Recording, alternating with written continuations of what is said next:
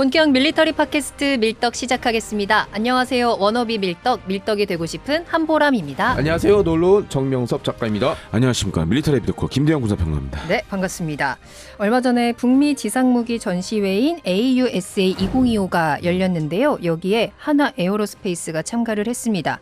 포병체계 K9 계열을 차륜형 플랫폼으로 개량한 차륜형 자주포 K9MH를 앞세웠는데요. 참가한 이유 궁금합니다. 일단 미국이 보유하고 있는 자주포와 좀 연관이 있는데요. 미국이 보유하고 있는 자주포는 M109. 네. 1963년에 생산돼서 그걸 쭉 쓰는 건 아닌데 버전이 여럿 있죠. A6, 그다음에 A7 뭐 이렇게 나오고 있는데 일단 원판이 너무 오래된 거예요. 원판이 너무 오래돼서 개량 얘기가 계속 나오고 있는데 새로운 자주포를 몇 번 만들려고 시도했다가 네. 스케이트 사고 난 것처럼 이렇게 픽 미끄러지는 바람에 새로운 자주포 버전이 계속 개발되고 있지 않습니다. 뭐 크루세이더도 없어졌고 네. 경량 버전도 지금 만들어지고 있지 않았으니까 가장 큰 약점은 포신이 짧은 거예요. 이게 39 구경장으로 나오거든요. 그러니까 이게 네. 구경장이 무슨 센치나 밀리미터도 아니잖아요. 저도 이번에 자료를 정리하면서 정확히 알았는데 이게 총포의 구경을 길이의 단위로 사용해서 예를 들어서 영국 비커스에서 만든 14인치 45 구경장 한 포라 그러면 이 한 포가 14인치거든요. 355mm 정도. 네. 이 포의 구경을 옆으로 해서 쭈루루루루 포신에 맞춰봐서 이게 몇 개 들어가느냐. 네, 그러니까 45 구경장이라 그러면 이렇게 동글동글동글해서 옆으로 놓으면 이게 45개가 들어간다. 자, 그러니까 39 구경장이면 네. 155mm가 39개 들어간다. 네, 이렇게 들어가는 걸로 보시면 될 것 같습니다. 이게 이제 이런 식으로 나타나는 게 뭐냐면 예나 지금이나 이 대포의 사정거리는 포신의 길이와 밀접한 연관이 있거든요. 포신이 길면 길수록 포탄을 멀리 날려보낼 수 있습니다. 그러면 포탄을 길게 만들면 되지 않느냐? 그렇죠. 라고 하지만 포신을 길게 만들면 일단 합금 기술이 부족하면 포신이 금이 가거나 앞이 이렇게 길면 앞이 무거웠겠죠. 네. 앞이 이렇게 조금이라도 기울어지면 포탄이 방향이 이렇게 곡사로 날아가는 건 둘째치고 어디 부닥치면은 대포가 부서져 버립니다.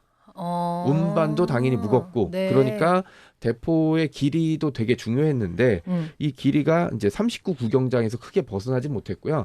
이번에 A7 버전 이후에 아이언 썬더라고 해서 58 구경장으로 확 늘려보려고 했는데 나중에 발표가 내구도 부족으로 실험은 실패했습니다. 역시나 네, 그러니까 이게 쉽지 쉽지가 않네요. 않은 거예요. 네. 그래서 이번에 그 사업이 실패하고 나서 차기 자주포 사업을 미국이 자체적으로 시작을 했습니다. 그리고 이 K9MH를 들고 나온 한화. 네. 한화도 이 시범 사업의 5개 업체에 들어갔죠. 이 5개 업체를 참고로 말씀드리면 네. 어마어마해요. 그 라인메탈, 그 다음에 BAE 보포스, 그 다음에 하나 디펜스, 그러니까 정확히는 하나 디펜스 USA, 그러니까 미국 이제 법인이죠. 그리고 제너럴 다이내믹스 랜드 시스템, 그리고 LB 시스템 USA. 그러니까 쟁쟁한데 5개 업체한테 만들어 봐라. 이제 어떻게 차기 자주포를 할지 이 과정에서 나온 게 K9MH라고 불렸던 차륜형 자주포라고 보시면 뭐 될 것 같습니다. 여기에 만들어 봐라 하고 그 중에서 선정을 또 나중에 하는 거예요. 그렇죠. 이제 시범 사업이니까 거기에 샘플 만드는 거예요. 샘플 만들고 거기에서 그게 선택될지 아니면 야 섞어봐 이래서 될지 아니면 이제 요즘 미국이 잘하는 게 다 선정해 놓고 다시 뭐 이런 거 잘하거든요. 네. 이렇게 해서 싹 치우고 할지는 모르겠지만 네. 일단 이 5개 업체 안에 들어갔다는 것만 해도 대단한 거라고 좀 볼 수 있고요. 이 MH 버전의 가장 큰 특징은 네. 미국이 이루지 못했던 58 구경장에 도전했다라고 보시면 뭐 될 것 같습니다. 도전했다. 네. 그래서 성공도 한 건가요? 만들어낸 거예요? 그러니까 이제 일단은 이제 지금 시작하고 모형이 나왔으니까 일단 개인적으로는 자신이 있어서 하지 않았을까라고 돼 있고요. 네. 이번에 AUSA에 또 흥미로운 게 하나 나온 게 뭐냐면 미국이 M109 52라는 그 모형이 하나 나왔어요. 그러니까 M109 A7 기반으로 네. 그 구경을 52 구경으로 늘린 거. 를 가지고 나왔거든요. 지금까지 39구였잖아요. 그러니까 52로 늘렸으니까 이제 우리도 거기에 대응해서 좀 더 긴 거 이렇게 가지고 나왔다고 보시면 될 것 같습니다. 좋습니다. 제가 자주포 사업에 대해서 좀 더 추가 설명드리면 지금 2개의 사업을 동시에 진행을 하고 있어요. 첫 번째는 이제 궤도형 자주포 사업을 진행을 하고 있고 네. 이제 영어 약자로 이제 얼카라고 했는데 말씀해 주셨듯이 이제 포신이 문제가 생기는 바람에 이제 스탑이 돼버렸고 또 한 가지로 이제 미국군 같은 경우에는 지금 견인포도 운용을 하고 있습니다. 이제 그렇죠. M777 견인포를 운용하고 있는데 우크라이나전을 보니까 아 견인포는 더 이상 쓰면은 큰일 나겠구나. 라는 문제가 생겼어요. 지금 전 세계적으로 다 지금 그런 상황이 됐고 그래서 M777 견인포를 대체하는 포 사업을 또 하고 있어요. 그게 이제 이 차륜형 자주포 쪽이고 기존에 있는 이제 그 M109, A6, A7 이제 팔라딘 계열들을 또 새롭게 바꾸는 사업을 하고 있어요. 그게 궤도형 자주포 사업인데, 네. 근데 이 궤도형 자주포 사업은 그 전에 이제 얼카나 그 앞에 이제 크루세이더 이런 것들은 미 육군하고 막 이렇게 개발해서 만들었단 말이에요. 근데 이거 이제 안 하겠다는 거예요. 기존에 있는 제품 중에 우리 니즈에 맞는 거를 선택을 하겠다. 그러면은 개발비가 적게 들겠죠. 그러네요. 그리고 빨리 할 수 있고. 그렇죠. 그래서 지금 하나에어로는 이 두 개 사업에 다 도전장을 내밀었다고 보시면 돼요. 그래서 K9A2 네. 그 자동화가 많이 된 요거를 이제 궤도형 사업에도 제안을 했고 그다음에 지금 K9MH 같은 경우에는 이 M777을 대체하는 견인포 사업에 요걸 지금 제안을 하려고 하는 것 같아요. 그래서 이제 그렇게 진행되고 있는데 참 미육군 자주포 사업이 미육군 사업 중에 정말 제대로 안 되는 사업. 안 되는 사업이라고요?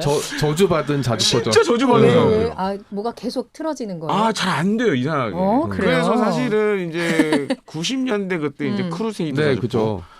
만약 그게 지금 있었으면 세계 최강 자주포가 됐었어요. 우리는 명함도 못 내밀었어요. 진짜 네. 정말 성능이 어마어마했거든요. 근데 2003년에 이라크전 터지고 막 그러면서 당시 럼스펠드 국방부 장관이 이제 코만치하고 두 개를 날려버렸거든요. 야, 필요 없어. 그리고 미육군이 사실은 이 사거리 관련돼서 네. 잘 보시면 지금 이제 팔라딘 같은 것들도 사거리가 40km까지 안 돼요. 그래서 이제 우리나라 분들이 봤을 때는 쟤네 이렇게 사거리가 짧지? 그렇게 생각할 수 있잖아요. 근데 미육군 입장에서 그동안에는 필요가 없었어요. 별 문제 없었죠. 왜냐하면 팔라딘은 한 30km만 커버하면 되고 네. 그 뒤에는 에메랄에서 하이마스가 그쵸. 있으니까. 필요한 공군. 네, 그리고 미육군은 부르면 와. 네. 아파치도 있고 많아. 네. 그러니까 굳이 그렇게 막 40km 이상 때릴 필요가 없었던 거예요. 근데 전쟁 양상이 지금 달라지고 있고 이제 그렇지. 다영역 작전으로 컨셉이 바뀌면서 포탄은 사실 요격하기가 쉽지가 않잖아요. 그러니까 장사정거리에 포탄으로 부셔야 된다. 그 컨셉이 많이 바뀌었어요. 그래서. 네. 거기다 이제 드론도 등장하기 시작해요. 그렇지. 커버가 안 되지 그거. 맞지. 네. 그래서 이제 지금 우리 한화 에어로스페이스가 이번에 가지고 간 자주포가 차륜형 자주포. 네. 그러니까 기존하고 다른 점 중에 하나가 말씀해 주셨던 것처럼 58 구경에 도전을 네. 하는 거고 그럼 이번에는 사거리가 훨씬 더 늘어나겠네요. 네, 포신의 길이만 9m가 나와요. 58 구경장이면 그러니까 건담의 절반 크기죠. 네, 9m가 되고 야,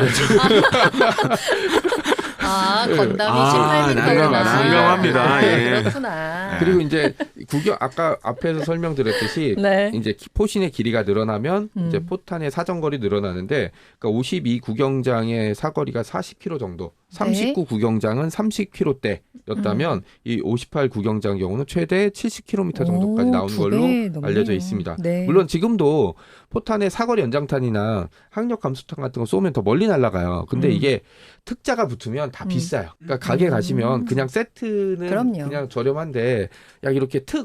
네, 뭐 이렇게 곱빼기 이러면 비싸잖아요. 비싸죠. 그러니까 사거리 늘리기 위한 여러 가지 장치를 붙이면 뭐든 비싸지거든요. 그렇죠. 그리고 전쟁의 특징 중에 하나가 필요하면 내 옆에 없어. 네, 어차피 그래요? 네, 필요하면 내 옆에 없어.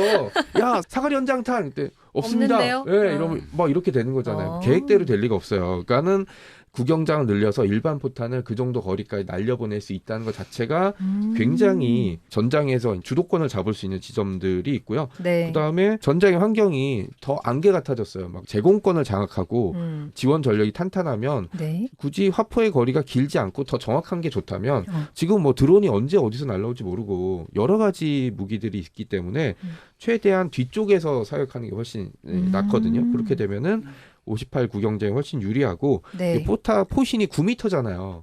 일반 자주포에 9m짜리를 달면 되게 길어요. 그럼요. 그러니까 이제 무게 균형 문제도 생각해 봐야 되고 그래서 자세히 보시면 K9 자주포를 비롯해서 대부분의 자주포 포탑이 조금 뒤로 가 있어요. 근데 뭐 여러 가지 이유가 있겠지만 이제 포신 길이도 있는데 여기에서 포신이 더 길어져 버리면 네. 농담이 아니라 이렇게 커브 틀다가 아. 걸려요. 가로등이나 가로수 같은데. 근데 그러네. 이제 차량 같은 경우는 차체가 길잖아요. 네. 그러니까 여기 제일 뒤에다 박아버리면 이제 포신이 차량 밖으로 멀리 나가지 않거든요. 네, 그런 장점도 뭐 하나 더 있다고 보시면 되고 그 다른 걸 떠나서 최근에 차륜형 자주포가 일종의 트렌드처럼 이제 유행하고 있어요. 그래서 그래요? 독일도 만들고 있고 프랑스랑 옛 동구권 국가에서도 가지고 있거든요. 그러니까 우리도 그런 흐름에 한번 좀 올라타 봐야죠. 아, 네, K9이 좋은 무기인 건 맞지만 네. 이번에 영국 자주포 사업처럼 그 아예 우리가 카테고리 안에 안 들어갈 수 있거든요. 우리 바퀴 달린 거 필요해 그러면 빼고 바퀴를 끼울 수 없잖아요. 그쵸. 네, 그런 문제들을 감안하면 차륜형 버전이 하나 있는 것도 굉장히 좋습니다. 근데 네. 차륜형이 그렇게 트렌드인 이유가 있을 것 같아요. 왜 그렇게 차륜형을 개발을 하는지 장점이 어떤 거예요? 일단 겉으로 나타나기에는 이제 도로 사정이 좀 좋은 국가에서 네. 저렴하게 사용하는 목적이다라고 돼 있는데 네. 그런 목적도 있는데 또 하나가 반대로 너무 무거우면 못 다녀요. 이번에 우크라이나 전장에서 봤듯이 네, 네. 전장이 평탄화돼 있는 전장에 포탄 떨어지면 집안이 약해지거든요. 여기에 막 되게 무거운 장갑차나 차량이 가면 제대로 못 도는 경우를 영상에서 너무 많이 싱크홀 봤잖아요. 생기지. 그렇죠.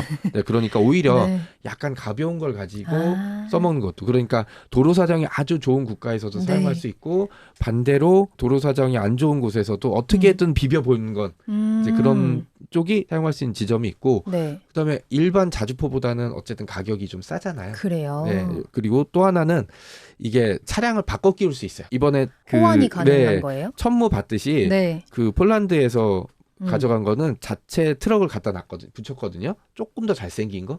네, 조금 더 잘생긴 네. 거. 그래서 만약에 이 음. 트럭 말고 우리 트럭 있는데 트럭에다 붙여볼까?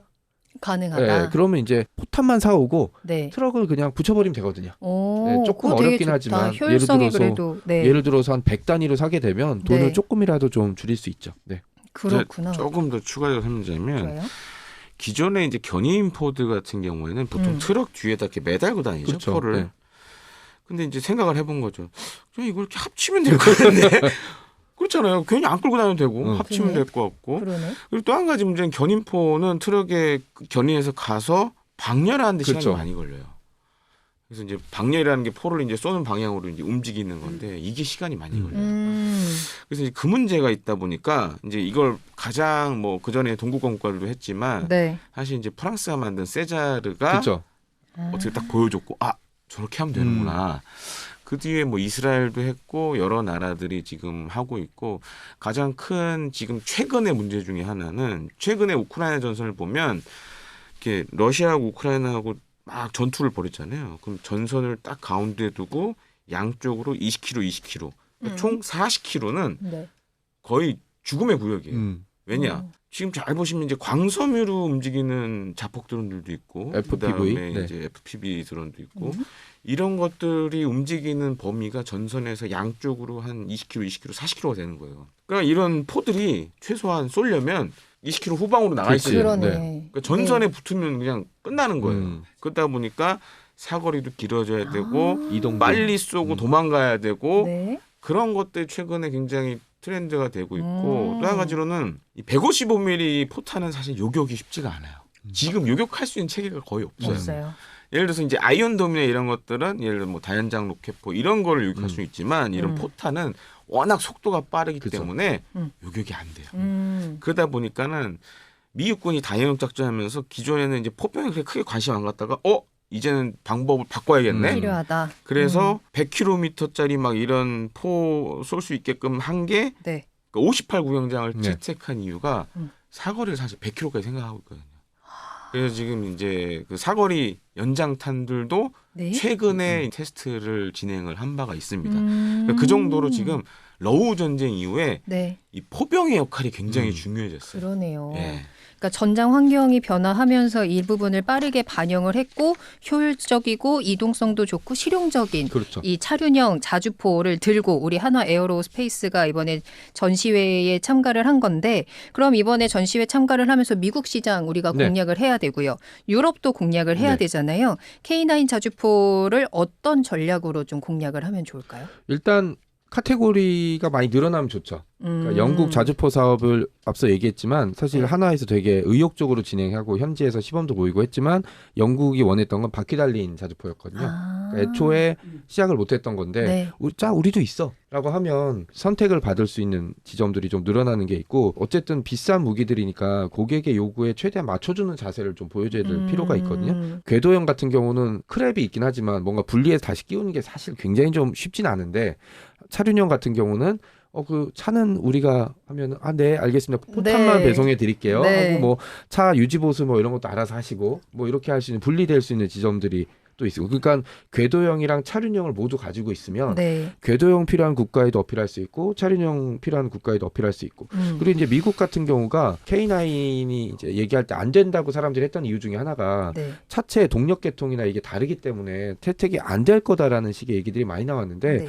최근에 그 A6 팔라딘 이후에 채택하고 있는 A7 버전 같은 경우는 브래들리 차체를 사용하고 있거든요. 그 장갑차. 그러니까 우리도 브래들리 차체에 포탑을 끼울 수 있어. 내지는 이제 차기 장갑차 사업을 하고 있으니까 네. 그런 그 미국이 가지고 있는 그런 차체에 우리 포탑을 끼울 수 있는 이미 우리 크랩에서 그 방법을 사용해 본 적이 있거든요. 뭐 그런 식의 방법도 가능하다. 뭐 이런 식의 얘기들을 계속 이제 어필하는 게 굉장히 중요할 것 같습니다. 네. 또 다른 전략이 있다면 어떤 게 있을까요? 그래서 사실 지금 우리가 K9 MH를 할 수 있었던 배경이 뭐냐면 K9 A2를 지금 하고 있기 때문에 가능했어요. 그래서 지금 K9 MH 이 사진을 잘 보시면 네. 뒤에 그 포랑 포탑이 있죠. 네. 거기 이제 사람이 안 탑니다. 완전 무인화된 시스템이에요. 이거는 앞에 보면 운전석 쪽에서 아마 뭐 태블릿이나 컴퓨터로 버튼으로. 네, 이렇게 할 거예요. 사실 이제 경쟁 국가들에 비하면 사실 많이 늦었죠 우리가. 그러니까 스웨덴의 뭐 아처라든가 그다음에 이제 뭐 독일이 만든 뭐 AGM 이런 것들은 사실 수년 전에 이미 네. 완전 자동화로 해버렸기 때문에. 사실 운용 인원도 많이 필요 없고 뭐 이런 게 있었어요. 그래서 잘 보면은 그 뒤에 포탑만 보면 네. 약간 자주포라기보다는 한포 같은 느낌이죠. 그렇죠. 네, 한포 같은 느낌이죠. 요즘에는 사실 대세가 이렇게 가고 있어요. 완전 자동화, 포탑을 완전 자동화하는 게 대세가 되고 있고, 네.